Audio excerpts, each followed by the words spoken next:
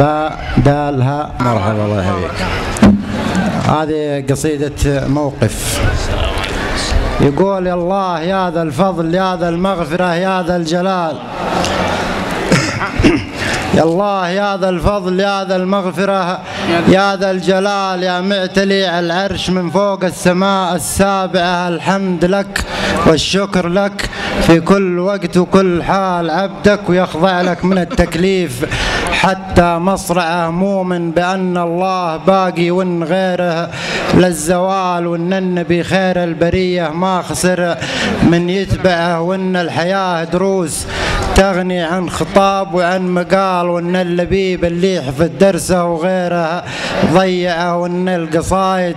في المجالس وإن القصايد في المحافل خير من قيل وقال، وإن الشعر حكمة والأفكار الحكيمة تبدأ، وإن القصيد اللي طلع من وسع فكر وضيق بال أصدق من العبرة على خد اليتيم، ومدمعه والهاج سلي ساقني مدري عقل ولا هبال، خلوه يصدح بالحقائق لين كل يسمعه، اللي يشك ان الحياة تمر في ثوب الكمال، اذا زرع زرع ما هو حاصد سوى اللي يزرعه، ولا الزمن يمضي بنا ما بين ميل واعتداء، نعيش في الدنيا ولا ندري وش اللي تصنعه، نوب تودينا يمين ونوب تاخذنا شمال، والعمر رحلة والحياة أحلام، والناس أمتعة والآدمي لو مات يبقى ذكرها الطيب مثال على التزامه بالقيم وقت الفتن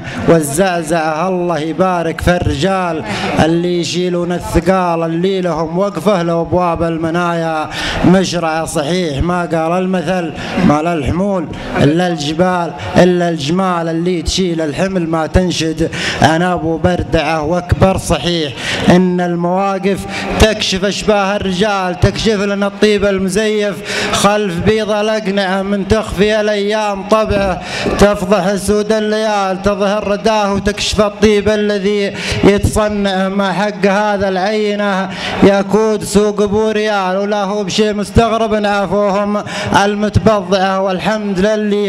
والحمد للي كاتب اللي عنهم أشد الرحال، لو أن نفسي عرداهم دائما مترفع، ومن قال منهم قلت معروفين ما فيهم جدال، ثلاثة وغادوا تمام العد تلقاها أربعة صفاتهم تغني عن اسماهم بدون انك تسال، المنزوي والملتوي والنخولي والمعه، اولهم اللي يحسب ان المال تاج وراس مال، لا ابوه ماله اللي في الخزاين يجمعه، والثاني اللي رايه وشوره براس ام العيال، رضا الحليله اخر ماله وغايه مطمعه، والثالث الكذاب ابو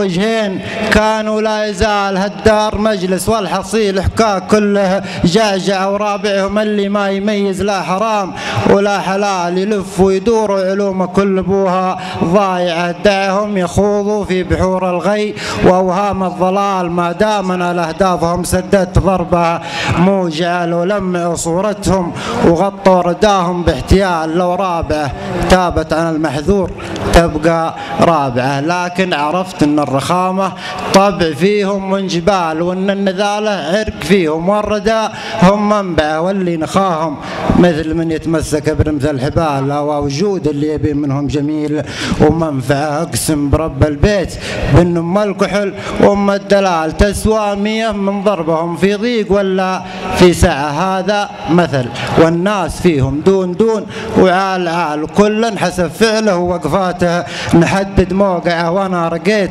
بفضل رب الكون في روس الطوال، وتركت بعض الناس في وحل الدنا متربع، واخذت حقي واعتليت المجد وشربت الزلال، وكذبت من قال الزمان ان كان ما طاعك طاعه، بعض الامور نجيبها بالغصب لو طال المطال، اذا نوينا شيء من يقدر سوى الله يمنع نحققه من فوق خشم اللاش، لو صعب ومحال، وندوس رايه كل حاسد هو ومن واقف معه. قلت القصيده من صميم الواقع ولا هي خيال، منطوقها يشر على بعض الخلايق بصبعه، واللي تضايق من كلامي او زعل من ما يقال يضرب براسه في حجر قاسي ويمسح مدمع.